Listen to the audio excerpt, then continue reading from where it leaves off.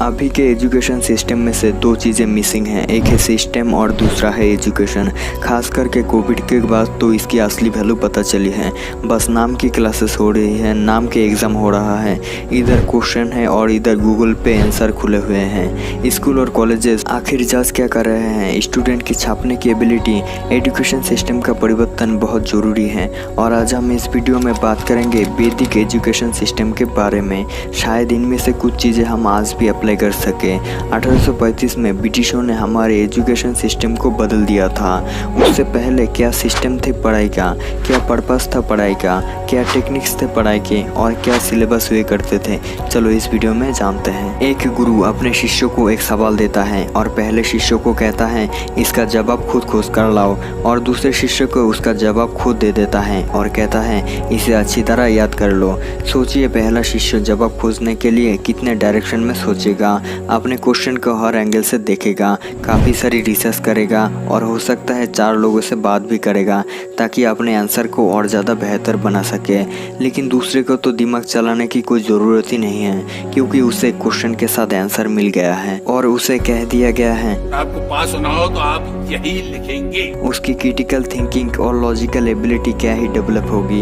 यही सबसे बड़ा फंडामेंटल डिफरेंस है वैदिक एजुकेशन सिस्टम और करंट एजुकेशन सिस्टम में। वैदिक एजुकेशन सिस्टम में 2 डिविजन्स थे, पर विद्या और अपर विद्या। अपर विद्या is the study of secular science, यानी कि ऐसी पढ़ाई जो इस प्लानेट में कंफर्टेबल लाइफ जीने के लिए जरूरी है, और पर विद्या इज़ द इंस्पिरियस विजडम, यानी कि ऐसी पढ़ाई जो मुक्ति या मोक्ष पाने के लिए जरूरी है। इन दोनों डिविजन्स का परफेक्ट बैलेंस होता था पढ़ाई में, but again main focus was seeking the truth of life. घर पे रहकर 10 तरीके के डिस्ट्रैक्शन होते हैं, 10 तरीके के काम होते हैं, सास बहू की जंग भी होती है। ऐसे में इंसान ट्रूथ ऑफ लाइफ कैसे खोजेगा? इसलिए पहले बच्चों को गुरुकुल में यानी गुरु के घर पे भेज दिया जाता था और वहाँ पे ऐसा एनवायरनमेंट क्रिएट किया जाता था कि बच्चे पूरी तरह खिल सके। गुरु हर बच्चे पर ध्यान देते थे और बच्चे भी पूरी तरीके से गुरु पर डेडिकेटेड होते थे। गुरु और शिष्य का संबंध बहुत गहरा होता था। शिष्य अपने गुरु के कैरेक्टर को अपने अंदर इम्बिब कर लेते थे। गुरुकुल का सारा काम, जैसे कि पानी की व्यवस्था करना, खाना पकाने के लिए लकड़ी इकट्ठा करना, खेती बाड़ी करना, सब कुछ शिष्य ही करते थे ताकि उन्हें इन सारी कामों की वैल्यू पता चल सके, साथ ही वो कैपेबल भी बन पाए। इसके अलावा और एक बहुत इंपॉर्टेंट सब्जेक्ट था अनभिष्टति, which is the foundation of all dharma and karma. इसके भी 3 पॉइंट थे। पहला एनालिटिकल थिंकिंग, दूसरा अटैचमेंट एंड डिटैचमेंट और तीसरा believe on evidence and data, यानी कि लाइफ के हर पहलू के लिए प्रैक्टिकल एक्सपीरियंसेस और साथ में मेंटरशिप मिलती थी। और आपको पता है इन सब की फीस कितनी होती थी? बिल्कुल ही 0। सारे गुरुकुल अमीर लोगों के दान, भिक्षा या फिर उस समय के राजा फंड किया करते थे। वैदिक एजुकेशन सिस्टम में मार्क्स और फाइनल एग्जाम जैसी कोई भी कॉन्सेप्ट नहीं होता था। स्टूडेंट का कैरेक्टर ही उनके एजुकेटेड होने का सबसे बड़ा प्रमाण था। गुरुकुल के अलावा भारत में नालंदा, तक्षशिला, शारदा पीठ जैसी बड़ी बड़ी रेसिडेंशियल यूनिवर्सिटी थी।